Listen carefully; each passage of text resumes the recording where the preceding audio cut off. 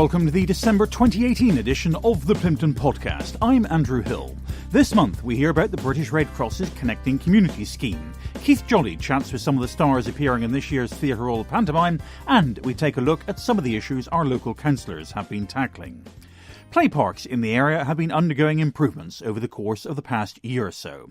At the last full City Council meeting of 2018, Plympton Earl Councillor Terry Beer sought to establish what was happening to the play park in Plympton St Maurice.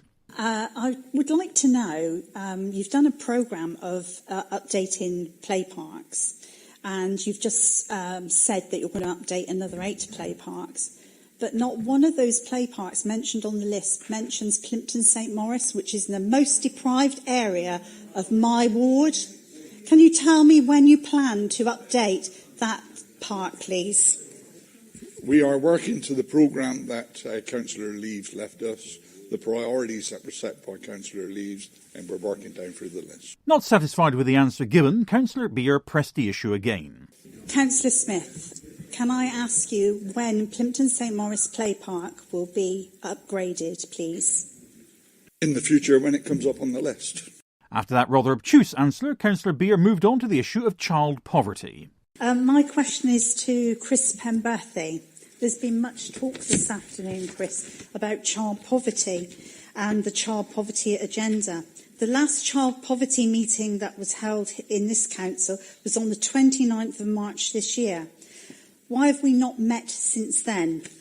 I refer you to the letter I wrote to you just over a month ago explaining the work that was being done in preparation for the next piece of work that Councillor Downey had kick-started, which was the needs assessment, and said that once the needs assessment was done, we would then start meeting more frequently in order to take its evidence forward in developing the next stage of the action plan. I have been told at the end of last week that the needs assessment is now done, and I have asked Darren Halifax to book meetings, 3 meetings between now and the end of February for us to assess the needs assessment, for us to look at what priority actions are to be done, for us to address the consultation and to kick-start the consultation. I thought to call meetings for councillors to sit around to say the needs assessment isn't in yet was not the best use of anyone's time, including officers, and it would be better used when we did have the needs assessment so that we could work out the next strategic action plan.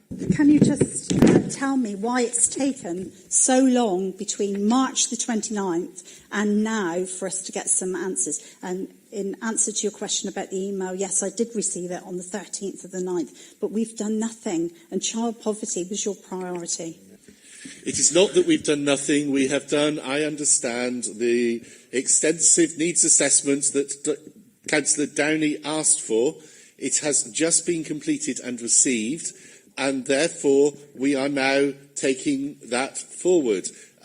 It was commissioned by Councillor Downey. I'm sure Councillor Downey asked for quite a lot of stuff to be put in it, and therefore that's why it has taken so long. We'll see what Councillor Downey commissioned at the meeting that will be being called for us very soon. I understand diary stuff is being done, but I say again, to have meetings of councillors to look at how we take things forward when the piece of work hadn't been done that we needed to do the meeting was not the best use of times, and we know that councillors who are taking time off work to be at that meeting. We will be having at least 3 meetings between now and the end of February to do that piece of work, because it is an important piece of work, but we wanted to have the evidence base first. We've also heard a lot today about the importance of evidence-based policy when looking at matters of such import, and we will have the evidence base now available, and we can all chew it over, and we can all determine the way forward. And we'll be back at the council chamber a little later on. This year's pantomime at the Theatre Royal is Dick Whittington. Andy Ford is playing the role of Idle Jack. Keith Jolley has been talking with him. How many pantomimes have you done now? I think it's my 25th or 26th. Oh. And I can't retire because I love it too much. I can't not do this because this is one of the reasons I get up in the morning. I love my pantomime. My missus said to me, in April I'm starting to write things for the panto, get ideas. And she said, that's it, now is it. The rest of the year, that's where your brain's going to be. But it is. I'm doing a little tour in October and November around the West Country, stand-up, which I love. It'll get me busy and on stage and working and getting all the rhythm right before I come here, and hopefully it'll sound like I know what I'm doing. How difficult is stand-up? Well, see, if you think of it as difficult, you can't do it. You've got to love it, and you've got to trust yourself. You've got to think you're funny. You have to believe in yourself. You can't stand up in front of people and say, well, I hope they laugh because I hope I'm funny. You have to go out there knowing they'll laugh and knowing you're funny. And that comes from experience and being confident in yourself, really. And although I have times where I'm not confident, when I step onto the green, as we say in show business, when I get out there, I just want to do it. You know, I just want to make people laugh and make them feel good. I did my stand-up show in Plymouth last year in April, and just for a second I thought, well, they've all seen me in panto and they've all come back. I hope they know what I do because I'm a bit off the wall with my comedy. As soon as I stood out, I went, come on, have it. And they were fantastic. So I love what I do, mate, really. And you write your own stuff? Yeah. I go back to, if I'm writing new routines, I tend to look in joke books and stuff like that and get ideas, and then I flesh them out. And in the end, I might ask so many questions that suggest other bits of comedy. By the time I get to the end of the routine, I've binned the first joke. Do you know what I mean? Because I do it as a build. Like Jethro and I used to talk about comedy loads. He said, so you got a joke about a chip shop, right? So I went into this chip shop, and how did you get to the chip shop? And the reason for getting to the chip shop that day, did something go wrong at home? So you start asking questions. So then you might have a gag about getting up in a bad mood, want to get something for dinner, but the dog's at some, so you got to go to the chip shop. On the way to the chip shop, a taxi went past and splashed you and you ruined your new jacket. So by the time you get to the chip shop, you've worked a whole routine around it. And that's how comedy builds, really. You've got to keep asking questions. It sounds boring because people just want to laugh, but as a creator, you have to start somewhere and build from it. And I've got loads of ideas for this year. Good. I can't give them away, but no. All I will say is I promise everyone I ain't going to come back and do the same material. It'll be different. Just one quick one before you go. Yeah. Now, I always tell jokes. Go on. So let me just tell you a joke, and you tell me whether you think I'm doing it right or whatever. Go on, then let's analyse. Okay. There's cowboys, and they're surrounded by Native Americans. Yeah. Right, and all of a sudden, the cowboys look at each other and they think, oh, it's not happening, And all of a sudden, the drums start. And the cowboy says, God, those drums are awful. And one of the Native Americans shouts across, he's not a regular drummer. That's lovely. That's nice. I would just shorten the whole thing and give the cowboys a name. Yeah. The sheriff said to his deputy, who was called Kevin, I think it was Kevin, he said, we're surrounded here. And the drums started, oh my God. The sound of those drums, I hate them drums. And the Indians shouted out, it's not a regular drum. So I'd make the whole thing shorter, but it's a great gag. That is a great gag. And because we've got this relationship, I know you don't mind me using it, and I will. Just give me the credit for it. All right, Andy, thank you very much. Pleasure. Cheers, thank you.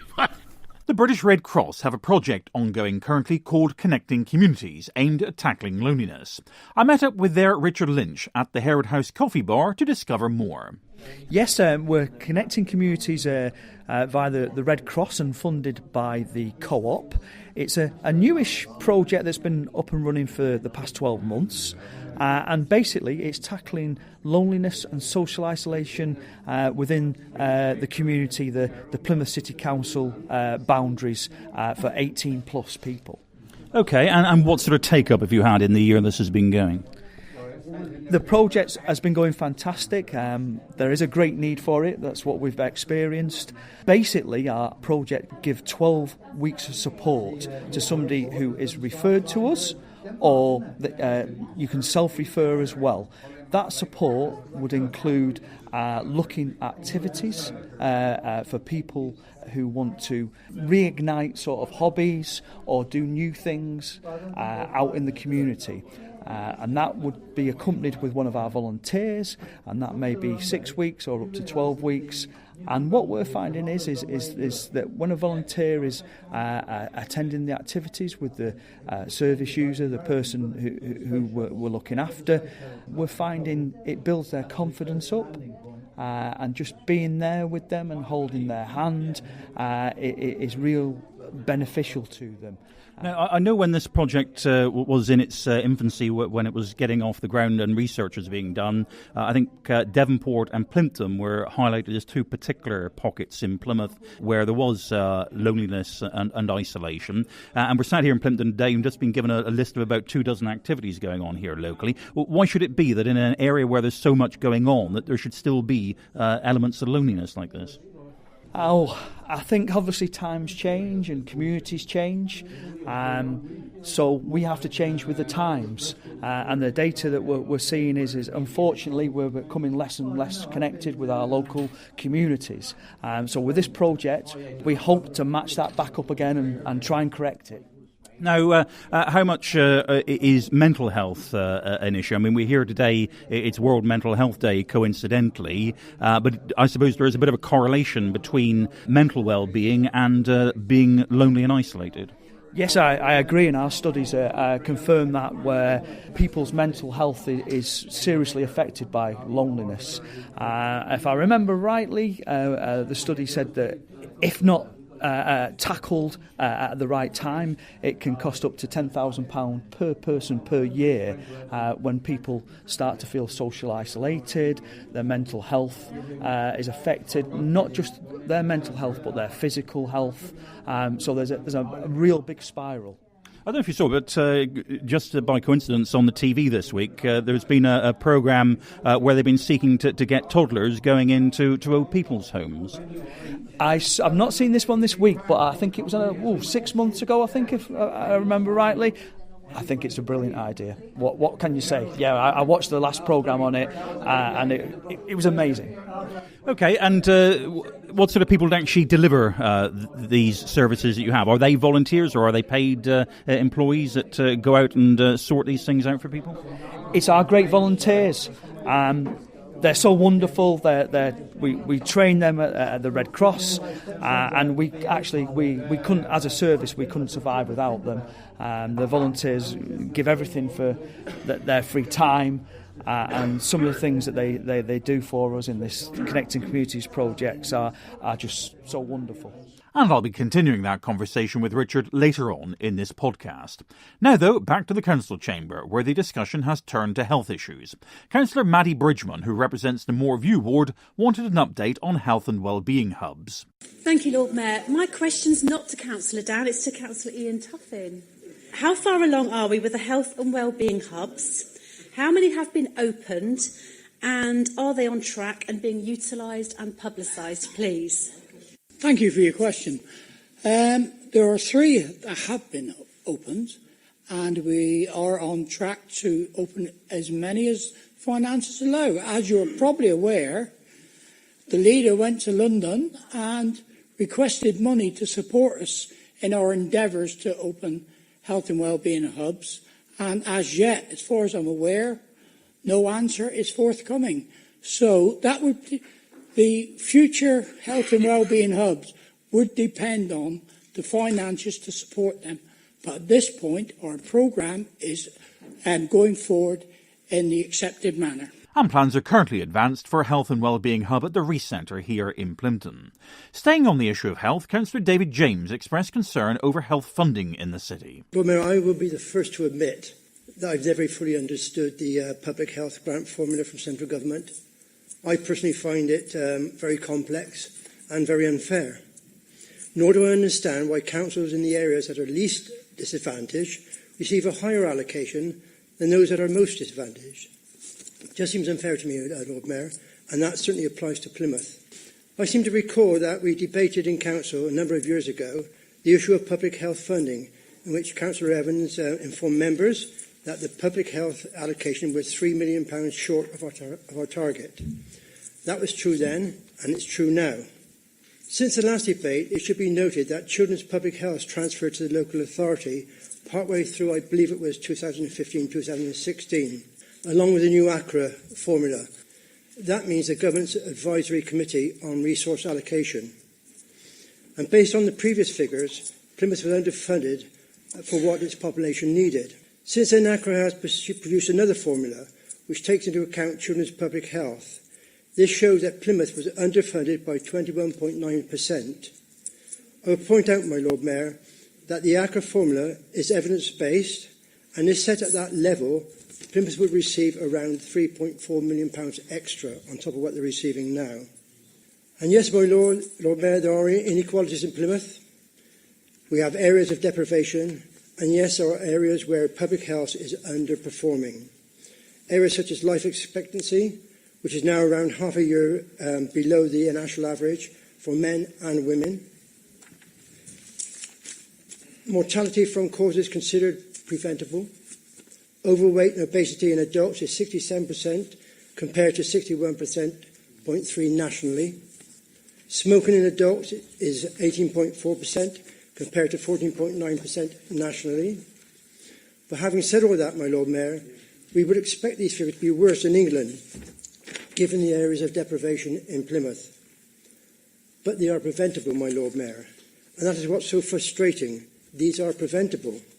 Any additional funding to our fair share, which is £3.4 million, would enable Plymouth to tackle these health inequalities. We need that extra £3.4 million, my Lord Mayor. We need it, and we deserve it. Nigel Ellicott is playing the role of Felicity Fitzwarren in Dick Whittington at the Theatre Royal. Keith Jolley asked him what the secret is of being a good dame. I think, and it's a lesson that I taught myself, is to be yourself. If you're shrieking and you're trying to do a high-pitched lady's voice, and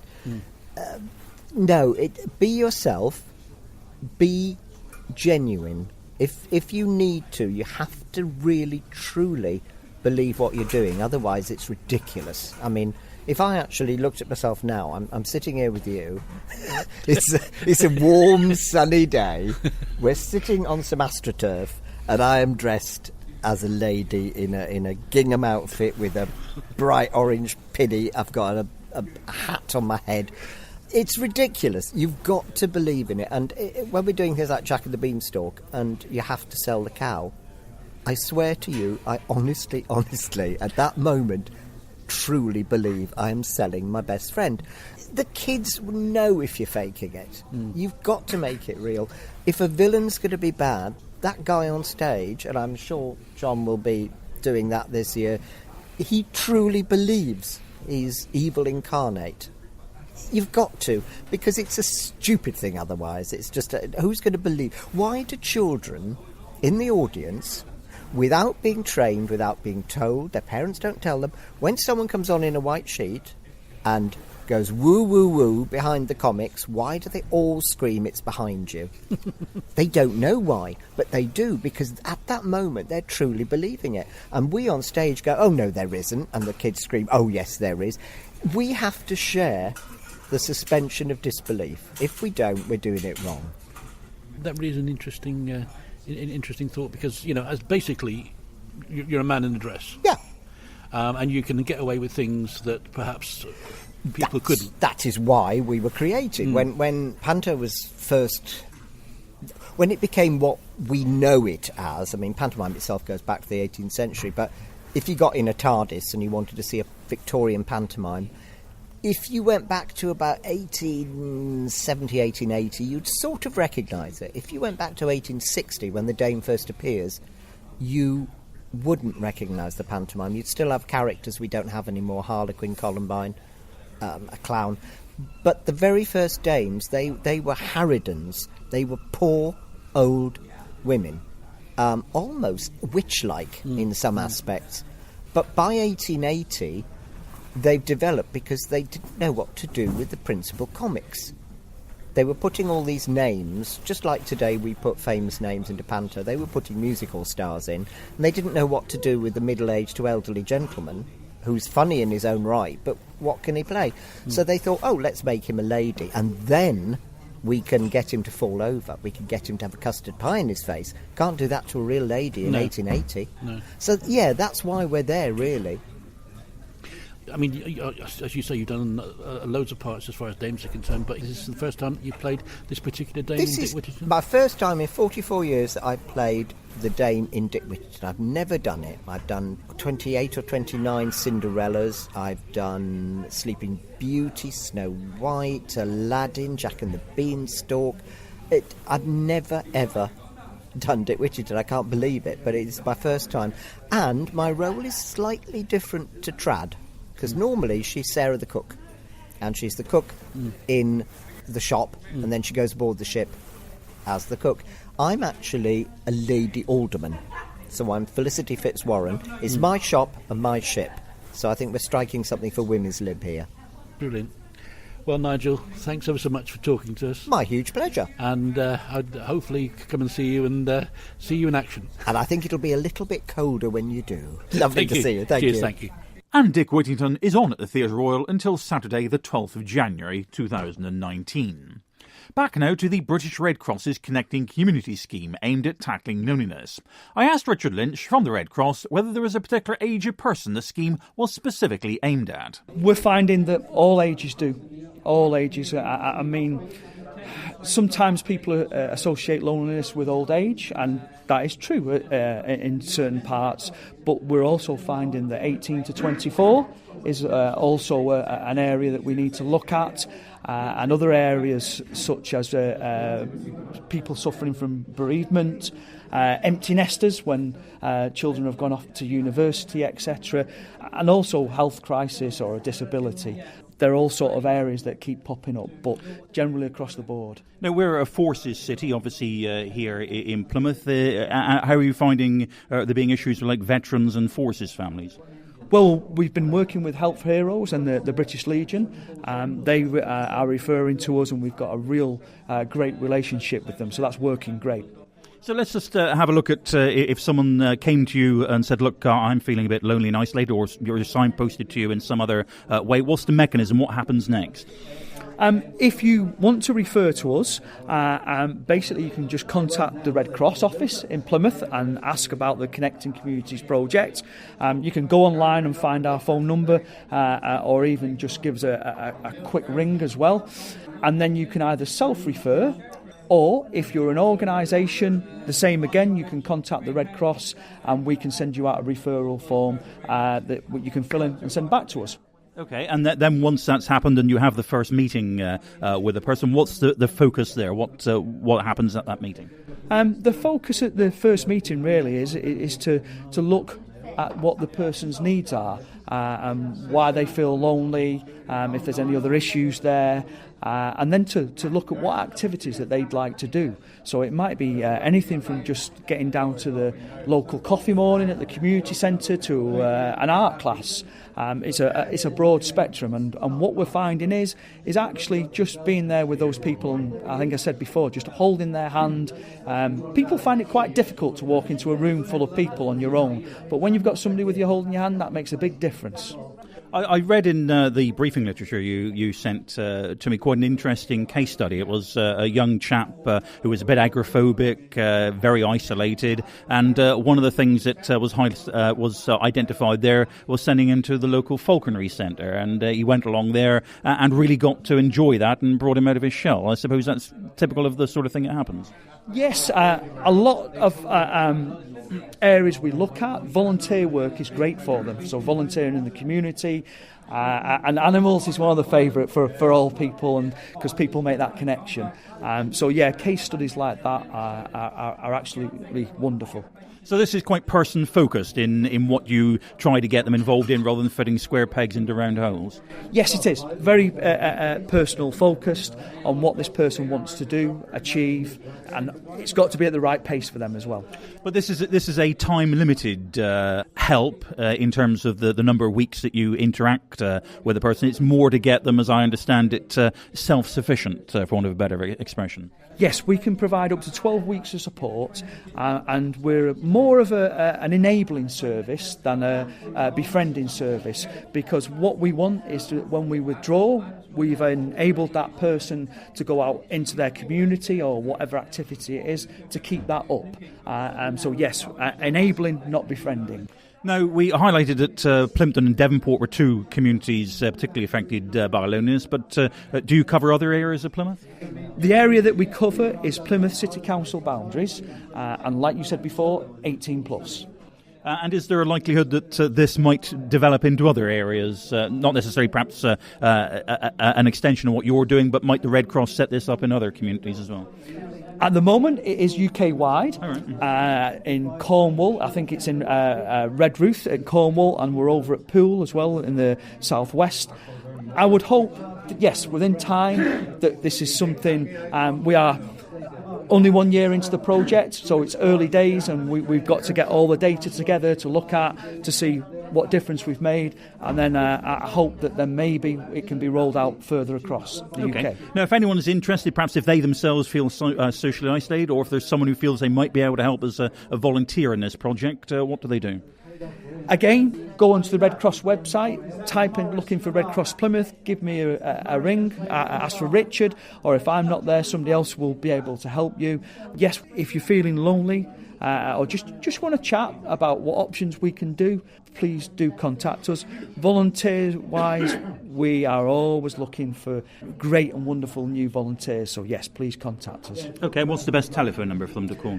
The best telephone number to call is I can give my mobile, which is 07738 944 513. OK, well, Richard, congratulations on getting this project off the ground. We wish you ongoing success, and thank you for joining us today. Thank you for having me. Thank you. Earlier in the year, International Women's Day was celebrated here in Plymouth, but at the recent City Council meeting, Charlwood Councillor Glenn Jordan was concerned that International Men's Day was not achieving the same level of publicity and activity. Thank you, Lord Mayor. My question is to Councillor Chris Penworthy. As most of you may or may not know, today is International Men's Day, and as 76% of suicides, 85% of homeless people, 70% of homicides and 40% of domestic abuse happen to men, don't you think there will be an opportunity to raise the profile of this day and actually to give it a support so that we can actually try to portray men who are less likely to go and seek mental help from the health services, especially around mental health as well as physical health, as we do for other causes similar to this one? On equalities causes, so far I've been responding to groups in the city and asking me. No man had come and asked me to do this. However, I think you've just given it the plug you wanted to give it, Councillor. Supplementary. Well, I'm going to say it's interesting that you go through the Plymouth City Council website and there's no mention of International Men's Day, and actually tomorrow is International Children's Day either. And there's an awful lot of issues that affect men or protects prominently, and I'm very supportive of International Women's Day, and I'm very supportive that actually we promote that. Is there a question coming? My question is, shouldn't we be doing exactly the same on International Men's Day as we're doing for, say, International Women's Day and also Children's Day tomorrow? So that we can that's the same question, surely. But he's ignoring the answer. He's not answering it. Didn't get an answer. And so I was more specific. You've now asked me a different question, Councillor. International Children's Day is not in my brief. You would need to ask one of the children's portfolio holders about that.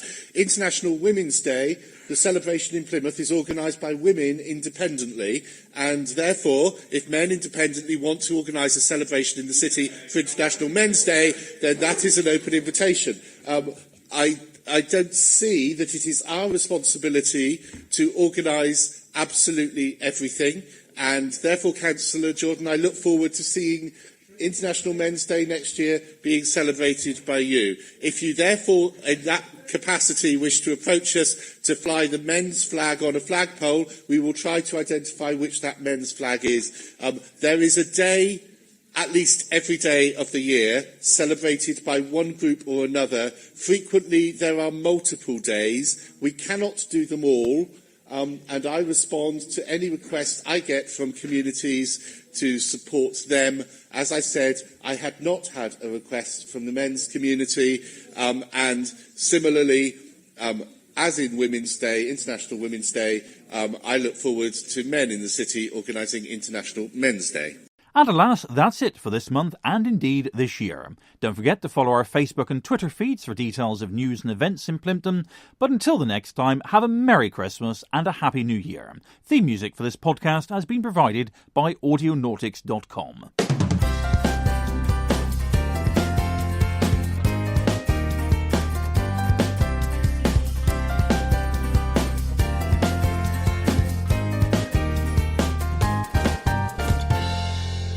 The Plympton Podcast.